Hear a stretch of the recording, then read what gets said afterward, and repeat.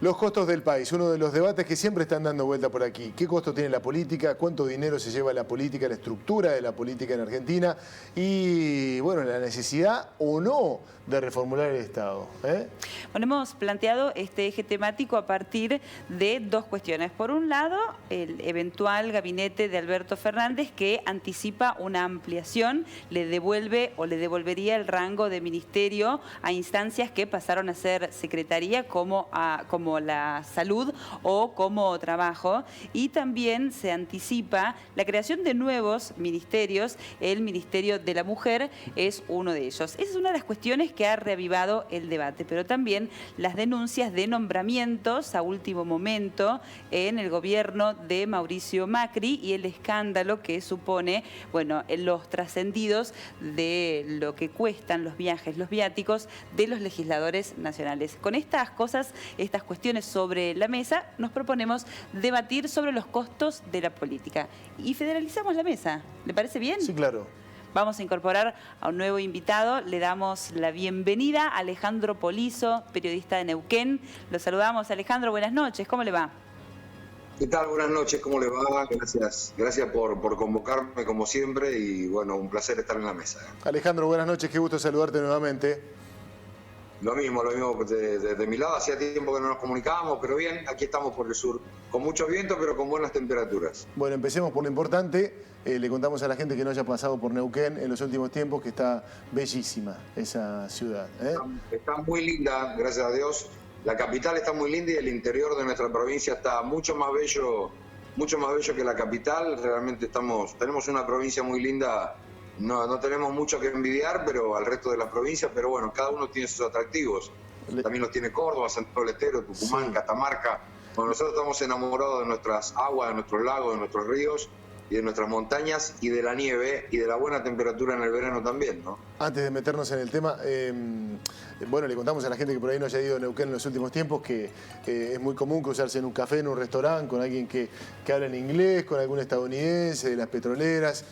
¿Cómo se ha establecido a partir de los últimos tiempos lo que tiene que ver con Vaca Muerta? ¿Qué impacto ha tenido? ¿Es cierto que se han alejado algunas empresas, que hay desinversión? ¿Cómo lo están viviendo por allí? Nosotros seguimos viviendo el fenómeno, la verdad, como algo natural, porque en realidad si evaluamos toda la situación de Vaca Muerta, es cíclico, digamos, lo que sucede en Neuquén. Esto pasó en los años mediados de los 80 con la explosión del petróleo en la región, el crecimiento de las comarcas petroleras como Cutralcó y Plaza Huíncul, y después la debacle. Por eso yo escuchaba en el comienzo del programa todo lo que tiene que ver con lo que pasa en nuestro país. Nosotros no somos ajenos ni somos una isla, pero la realidad es que nuestro país, así como Neuquén, vive momentos cíclicos, momentos de bonanza y momentos en que no son tan agradables. Neuquén no ha caído demasiado todo lo que tiene que ver con el tema de inversiones. Sí se ve con buenos ojos probablemente el cambio de estructura política, porque convengamos que Neuquén sigue teniendo la misma figura política desde el punto de vista de la provincia, sigue gobernando el partido provincial, que además recuperó la capital de Neuquén, una capital que la tenía perdida hacía 20 años, que estaba en manos de Cambiemos y que pasó nuevamente a manos del Movimiento Popular Neuquino. Y la realidad es que cada gobierno que pasa, nuestro gobernador, a quien le toque estar sentado en la sesión de gobernador, se tiene que sentar con el presidente que le toque sentarse. La pregunta que los neuquinos siempre nos hacemos es, ¿a nuestro gobernador le toca sentarse o a cualquier presidente que le toque sentarse en Unión de Rivadavia, sí o sí tiene que sentarse con el gobernador de Neuquén, porque gran parte de la riqueza que tiene el país y el mundo está puesta bajo el suelo de nuestra provincia y sí o sí tienen que venir aquí? Ahí está siempre el debate, pero después la realidad es que económicamente no ha tenido cambios. La provincia de Neuquén se maneja medianamente igual que como hace un tiempo a esta parte, no ha tenido mayores altibajos.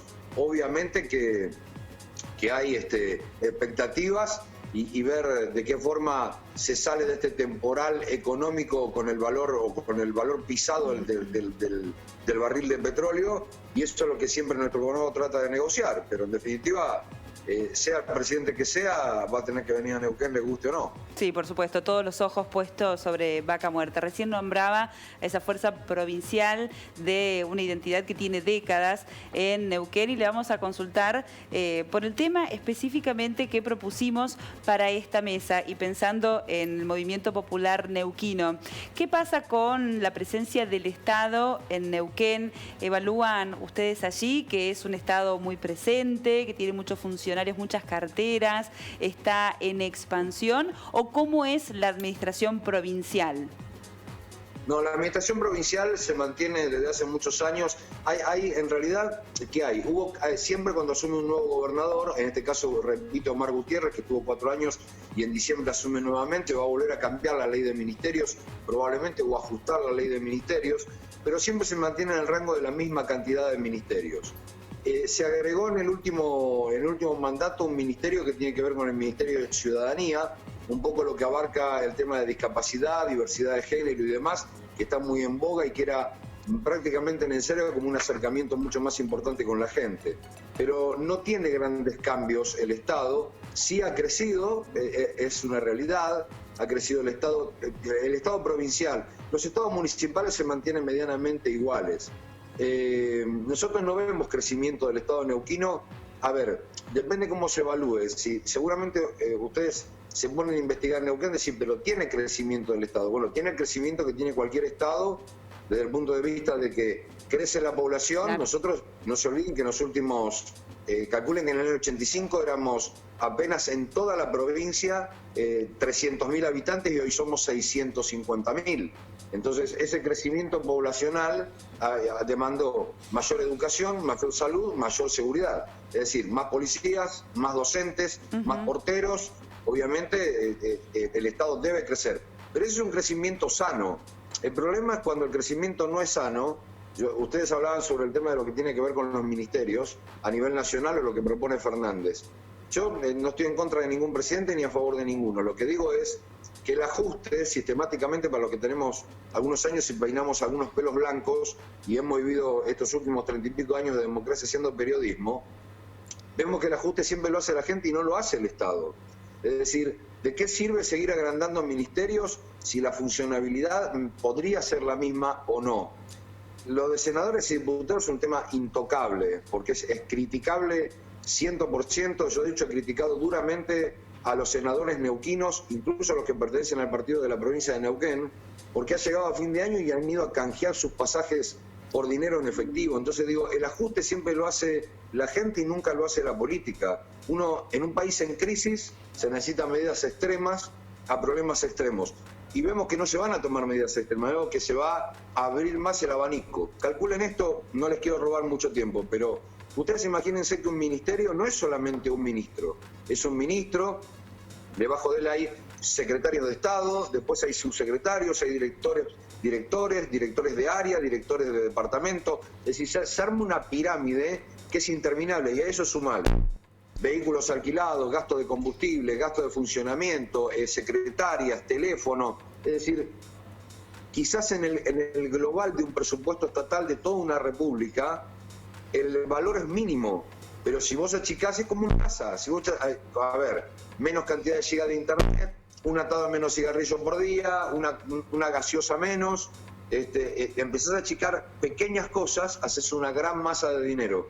A mí no me parece que sea una solución agrandar el Estado, me parece que es momento de que la gente le dio un cachetazo al gobierno, eligió un nuevo gobierno y tiene sembradas expectativas de que esto puede cambiar. Y la manera de cambiar no es agrandando el Estado, la gente quiere un gesto de humildad y de tratar de ver de que la política deje de ser una casta y sea alguien más de la sociedad común y corriente como cualquiera de nosotros. Hay una cuestión también que por ahí me parece que este tema ofrece muchas trampas. Uno tiene que ver también con, por supuesto, el presupuesto que tiene, por ejemplo, me parece que todos los ámbitos legislativos del país tienen un exceso. Hay un viejo adagio en Argentina que dice que si todos los empleados, por ejemplo, de una Cámara de Diputados fuesen a trabajar el mismo día, no entrarían, harían que se derrumbe el Congreso de la Nación. Pero digo, también hay que discutir la efectividad en su trabajo, porque diremos que un diputado, un senador ganará más o menos, pero tendremos que decir cuánto hizo, qué hizo, cómo le sirvió a la patria. De verdad, yo no discuto eso. Lo que digo es que si evaluamos la cantidad de proyectos que presenta un diputado, lo que eso llega a ser ley, el problema es que se juega la política. Fíjense ustedes que nunca hay grieta ni hay desacuerdo cuando se trata de las dietas, cuando hay que aprobar un aumento de dietas. Nunca hay... Bueno, mientras recuperamos el sonido, traemos el tema a la mesa y les consultamos a ustedes. ¿Qué les parece? ¿Achicar o agrandar el Estado está mal? ¿Tiene impacto en la economía nacional? ¿Cómo lo evalúan? Mira, yo lo evalúo más por el impacto a nivel simbólico, ¿sí? De crecer el rango de ministerio y secretaría tiene más impacto en lo simbólico o en la autonomía que puede tener esa secretaría que en lo económico, digamos. ¿Qué se disminuye? Un chofer, un auto a cargo, un par de secretarios, pero a nivel macro no tiene mucho impacto, ¿sí? Sí tiene impacto a la hora de la toma de decisiones. Un secretario no se va a sentar frente a frente con el primer nivel de toma de decisiones en un país, ¿sí? Entonces, más allá de que se puede ahorrar un poco o se puede ajustar un poco el tema de gastos, a la gente le implica decir, bueno, ¿qué cuestiones son más importantes que otras? Si yo conservo un ministerio, ¿qué ministerio conservo y cuál lo dejo en rango de secretaría, digamos? Eso uno puede ir viendo o tanteando qué jerarquía le dan a los asuntos un gobierno que otro. Bueno, este gobierno bajó a jerarquía de secretaría las instancias de salud y de trabajo, que son dos áreas muy sensibles para la población. Un error grosero. No se ahorra mucho, pero tiene consecuencias prácticas muy importantes. Digo, sí, consecuencias de las que se habla muy poco. Sí. Hablando de diferentes regiones del país en donde hay recortes en los suministros de vacunas, lo que ha ocurrido en particular con el tema salud, la cuestión del trabajo, que es fundamental tener al menos una cabeza que dirija esa área al punto tal de que cuando a la calle se van los trabajadores a realizar reclamos, uno sepa a quién se realizan esos reclamos y que esa voz baje una línea hacia abajo que o genere tranquilidad o establezca alguna certeza en cuanto a el rumbo que va a tomar dicha definición. Yo hablaba recién de trampas y creo que una de las trampas importantes que tenemos en este debate es la demagogia, porque estamos todos sufriendo por una cuestión económica y si tenemos un pensamiento lineal podemos decir, bueno, hay 2 ministerios menos, la política está haciendo su ajuste. Y en realidad es lo que vos decís, es una cuestión simbólica muy fuerte en términos simbólicos, pero la verdad no nos va a cambiar el destino como país esa decisión. Y donde realmente habría que, nos parece, que empezar a ver cuántos asesores tiene un diputado, cuánto un senador, ese tema, como nos decía recién Alejandro, nuestro amigo, no se debate. Y es algo en lo cual nadie puede golpearse el pecho. Ni de frente de todos, ni de Cambiemos, ni nadie, porque todos incurren en las mismas irregularidades. Este es un tema bastante recurrente, yo lo vengo viendo de hace 20 años, que bueno, en épocas de bonanza uno no se pregunta tanto, no se discute, pero en épocas de escasez, es decir, bueno, ¿dónde se destina nuestro dinero, los dineros públicos? Y bueno, estamos viendo ¿qué se destina para viáticos? ¿Cuánto ganan los senadores? ¿Cuánto ganan los diputados? Y bueno, hay cuestiones que hacen ruido también. Bien lo decía Alejandro, este tema no se debate en nuestro país. ¿Y cómo se puede llegar a eso? ¿Se puede llegar a eso? ¿Es intocable? No, no es intocable. El tema es que es una cuestión de contralor que hace falta, pero ¿quién se asigna la dieta? Y son los mismos que tienen que recibir el dinero. ¿Sí? No es que uno puede, un órgano de contralor independiente puede estar diciendo si ganan bien o ganan mal y por qué se aumentan. En general eso lo hacen las ONGs, que nada tienen que ver con el gobierno, ¿sí? Yo no veo de un tiempo a esta parte, y no en este gobierno, sino en anteriores también, que haya una intención de destinar los fondos públicos de una manera mucho más eficiente, no lo veo. Y hay una cuestión partidaria también. El único frente, digamos, de partidos que se han candidateado en esta última elección presidencial y que ha propuesto una medida clave en recorte de dietas y de tantos otros recursos con el que cuentan senadores, legisladores y funcionarios, ha sido la izquierda, que lo dice abiertamente. Ninguno de los otros partidos lo plantea porque por más que lo piense, lo establezca, hay un pasado, hay una historia que los condena, porque vamos a Cristina Fernández de Kirchner, hoy candidata, va a ser futura vicepresidenta, y es alguien de lo que se ha hablado en cuanto a las faltas, a las ausencias que ha tenido en su rol como senadora. Entonces, ahí me parece que hay un punto de autocrítica al cual muy pocos pueden llegar. Sí, incluso Cambiemos, que la verdad tiene poca historia. Totalmente. Y lo hizo como bandera saludable, el de achicar ciertos gastos y todo. Y hoy vemos que en algunos casos al menos, cuando se retiran del gobierno, quedan están nombrados en planta permanente en instituciones. ANSES. Por Sí, ejemplo. nombramientos que se dieron a último momento. Sí. Yo quería proponer un eje para este mismo tema y que me parece muy importante charlarlo y debatirlo, y que tiene que ver con ese discurso que es general y que, bueno, a veces termina abarcando cuestiones que son sensibles y que son bien puntuales. Cuando hablamos de achicar el Estado, tenemos que tener en cuenta que el Estado, además de estar integrado por diputados, por senadores, por ministros, está integrado por otros trabajadores que son los docentes, los médicos, la policía, los enfermeros. Y cuando hablamos de achicar el Estado y empezamos a legitimar ese discurso que habla de recortes y de prescindir de personal y de servicios, estamos atacando de alguna manera lo que no queremos atacar. Pero hay que tener mucho cuidado cuando se dice esto, ¿no? Hay una investigación, en realidad una investigación, un informe que sacó hace muy poco la CIPEC, que se dedica básicamente a la implementación de medidas y cuestiones que tengan que ver con la equidad, en donde establece, bueno, las diferencias que ha habido en cuanto a la aplicación de ministerios.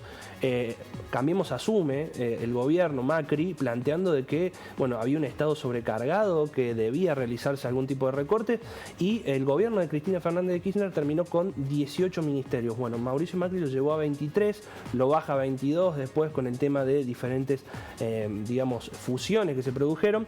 Y también hay números que tienen que ver con las secretarías, que no son ministerios, pero tienen un grado de incurrencia importante. Bueno, Cristina Fernández de Kirchner lo terminó con 69 y hoy Mauricio Macri terminaría con 93 secretarías. Es un número altísimo, pero del que poco se hace referencia cuando se le marca esa idea inicial de gestión que tuvo Mauricio Macri. Sí. Además, digámoslo, nosotros que estamos aquí en un espacio que pugna por el federalismo, todo concentrado en Buenos Aires, ministerio, secretarías, todo allá, digamos. Estamos hablando de la minería, estamos hablando de Vaca Muerta, y resulta que el Ministerio de Minería está en la capital federal. Y la gente de San Juan tiene que ir a Buenos Aires. Hablamos del Ministerio de Turismo y la gente de Bariloche no tiene una sede del Ministerio de Turismo de la Nación con toma de decisiones concretas. Bueno, también todo un tema, ¿no? Están los recursos, podemos decir, si queremos decirlo, que el Estado es muy grande, pero si es muy grande está en Buenos Aires. Sí, totalmente. ¿No? Es otra de las cuestiones que hay que plantear, ¿no? De descentralizarlo, de llevarlo un poquito más al interior, porque de última que cueste lo que cueste, pero que sea funcional a los intereses de todo el territorio. Ese tiene que ser el debate. Ser efectivo, si es eficiente el Estado. Aún para los que piensan que el Estado tiene que estar casi afuera, ser un Estado limitado, o para los que dicen de tener un Estado presente. Pero debe ser efectivo además. El Estado bobo ese no le sirve a nadie, nada más que a los que trabajan ahí y tienen otras ganancias. Lo hemos recuperado a Alejandro, por suerte para nosotros. Yo no lo perdí nunca, los escuché permanentemente, es muy interesante. Yo lo que le planteo es hay que achicar el Estado o hay que achicar la política. El problema es achicar la política, no el Estado. El Estado, digamos, en realidad, recién ahí la colega hablaba, enfermeros, policías, médicos, hospitales, salud, turismo, que tenemos que empezar a apuntar a eso para incluso reconvertir la matriz productiva que tiene la República Argentina. Hay que achicar la política, no el Estado. El Estado tiene que seguir creciendo desde el punto de vista de que sea eficiente. Porque planteemos esto, ustedes están en un canal de televisión, yo soy dueño de una radio. En realidad, fíjense cuánto creció nuestros medios en los últimos, no 4, 10 años. En cuánto nos agrandamos en la estructura. Yo estoy casi convencido que hasta nos hemos achicado para poder sostener, digamos, una empresa, nos hemos achicado en el gasto para no achicarnos en personal. Pero en realidad lo que estamos buscando es eficiencia. Uno lo que busca es un Estado eficiente. El problema es que la política no hace el achique. El Estado está bien, lo que no hace el achique es la política. Lo que tiene que ver justamente, como hablábamos recién, diputados, senadores. Hay provincias que tienen Cámara de Diputados y Cámara de Senadores. Digamos, y los costos son tremendos de funcionamiento. Porque un poco lo que yo le decía antes, y hace a lo que tiene que ver con el tema económico, es no solamente el gasto de lo que cobra de dieta, la cantidad de personal que tienen a cargo, la cantidad de vehículos oficiales o alquilados que tienen a determinadas empresas que teóricamente prestan un buen servicio. Es decir, todo eso, los gastos de combustible, los gastos de viático. El senador no viaja porque no vuelve a su provincia, perdió el pasaje. Porque yo le pregunto a cualquiera de ustedes, ¿con qué van a trabajar al canal? ¿Con su propio auto o tiene una camioneta oficial del canal que lo lleva a trabajar? ¿Por qué tenemos que pagarle un vehículo oficial a un diputado o a un senador cuando puede ir con su propio vehículo a trabajar o que tome un colectivo, como cualquier trabajador. Es un trabajador más que además le pagamos el sueldo entre todos con nuestros propios impuestos, ¿no? Me parece que pasa por ahí.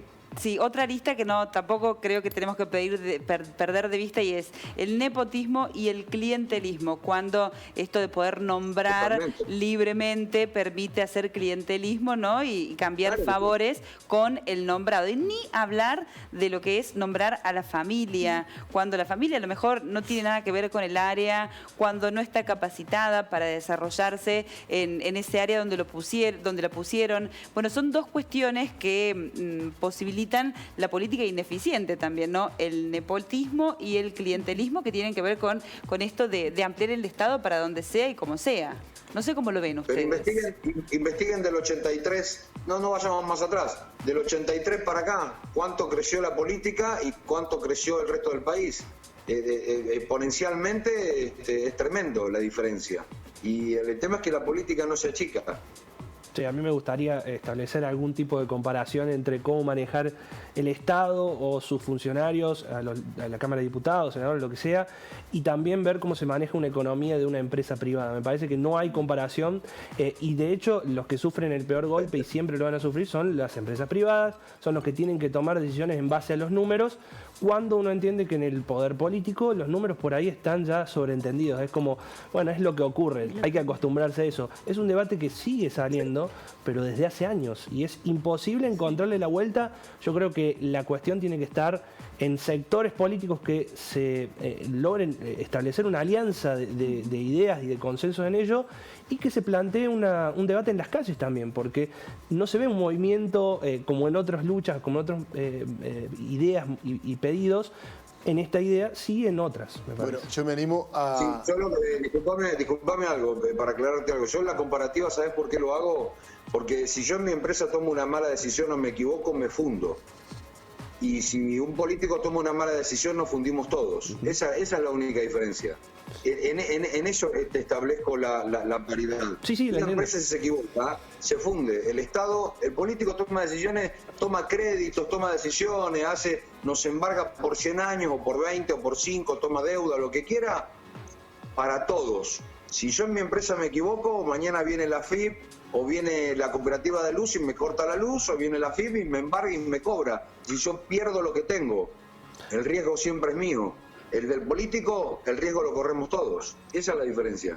Yo me atrevo a llevar la discusión incluso un poco más allá, que me parece que es tan interesante también. Digo, estamos pensando en el Estado, en las instancias gubernamentales, el gobierno nacional, provincial, cada localidad, cada municipio. ¿Qué pasa cuando pensamos también en aquellos entes oficiales que no dependen estrictamente del Estado, con la burocracia y la cantidad de gente que trabaja? Digo, porque nosotros, por ejemplo, yo soy un defensor férreo de la educación pública. Pero ¿qué pasa con nuestras universidades? ¿Cuánta gente trabaja en la UBA? ¿Hay registro? ¿Qué pasa si van todos a trabajar también, como lo decíamos? ¿Qué pasa en los gremios? A propósito de lo que vos decías, los nombramientos, el amigo, el sobrino, el tío. ¿Se puede discutir eso también en la Argentina o no? Se tiene que discutir, necesariamente se tiene que discutir. Hay que discutirlo. Sí, y hay que tomar... Adelante, Alejandro. Sí. No, vos decías sobre el tema de los nombramientos. Mira, yo te voy a contar algo muy particular. Yo habitualmente me caracterizo por hacer un periodismo en Neuquén, del cual capaz que tengo pocos amigos en la política, justamente porque nunca me callo, y bueno, a veces eso cuesta un poco más. Pero cuando asume el gobierno de Macri, en Neuquén había muchos nombres puestos para quien iba a manejar la ex AFCA, posteriormente devenida ENACOM. Y los que tenemos medios de comunicación estábamos deseosos de que se nombrara a alguien entendido en la materia, obviamente, que conociera el paño, digamos, como decimos en la jerga periodística. Y la persona que nombraron es un ingeniero agrónomo de una localidad cercana de acá de Centenario, 16 kilómetros de Neuquén, porque el muchacho era amigo de la política, es amigo de la política de Cambiemos. Aclaro que no hablo en contra de ningún partido, te tomo este caso específico. Y menos de los ingenieros agrónomos. Cuando me reuní con él por primera vez, me dice, ¿qué tal? Bueno, me presenté, me dice, ¿cuántos años? Yo te miraba en televisión cuando era chico, me dijo, ¿no? Y le digo, bueno, yo ya tengo 51 años. Le digo, y hace 30 que me dedico a la política. Yo tengo 30 al periodismo, yo tengo 30 de edad. Pero la verdad de esto, Alejandro, no entiendo absolutamente nada. vine porque bueno, y si a mí me sirve porque es un sueldo, es importante, estoy haciendo mis primeras armas. Entonces, a lo que te quiero comparar, más allá de quién sea la persona o no, y que sea una nimiedad, es el hecho de que deja de ser eficiente cuando ponemos a manejar a un amigo algo que no sabe del tema, pero lo tenemos que nombrar ahí porque le vamos a dar un puesto. Entonces no hay eficiencia. Además de que hay mucho, no hay eficiencia. Igual yo creo que una repetida, digamos, clasificación o denominación que estamos viendo acá es el término eficiencia. Sí. Pero ¿cómo le medimos a la eficiencia? Si la gente no la mide. Con resultados. La gente, sí, por resultados, pero la gente no tiene la misma concepción de la cosa pública que de la cosa privada. Yo si pago, suponete, el impuesto tal, yo no pido ahora eficiencia como si lo pido para una empresa privada. Si te cortan internet, haces un escándalo. Escándalo, pero Y, si no me claro, cumple el que me la tiene que instancia cumplir, la pública, instancia pública, no me soy tan quejo. exigente. Hay algunos ¿Qué indicadores porque estamos en una época de datos y cada vez los va a haber más. Por ejemplo, recién Gaby hablaba de que se está yendo la vicepresidenta de la Nación de su cargo, que no fue tanto. Elisa Carrió, habrá que revisar cuántas veces se sentó en su banca Elisa Carrió. No es determinante. No es determinante. Porque por el otro lado te pueden venir con 25.000 proyectos que han sido absolutamente inútiles, declarativos. Que no llegan a es nada. una porquería Se que gastaron cajonea. papel y tinta en una porquería. Es cierto que no es fácil, pero tiene que haber un camino. Ale, te queremos saludar. Gracias. Mandarte un beso a Les este mando un hombre que... abrazo y les agradezco mucho tenerme en cuenta, poder conversar. Siempre es enriquecedora la charla de diversidad de opiniones y estar conectado con el resto de la República Argentina desde mi querida Neuquén, que elegí por adopción hace 34 años y de acá no me pienso ir. Sí. Así que nada, siempre a disposición de ustedes. Bueno, Ale que tiene la mala suerte, la suerte horrible de vivir a pocos pasos de una de las plazas más lindas del mundo. En un paraíso vivís. Te mandamos un abrazo enorme. Es verdad, y en un paraíso no solamente en la capital, sino que estamos a muy pocos kilómetros de paisajes bellísimos, que todavía estaban nevados. El fin de semana pasado viajé a la cordillera y todavía es el contraste de la nieve con temperatura de 30 grados que es increíble. La verdad que es un lugar muy bello y como le conté una vez a un colega a ustedes que vino a cubrir las elecciones acá provinciales, todavía tenemos la suerte de tardar entre 7 y 8 minutos para ir de casa al trabajo y nos damos el lujo a veces de dormir la siesta, y eso no tiene precio. A mí me lo contaste. Y El colega es Pablo Ferrari.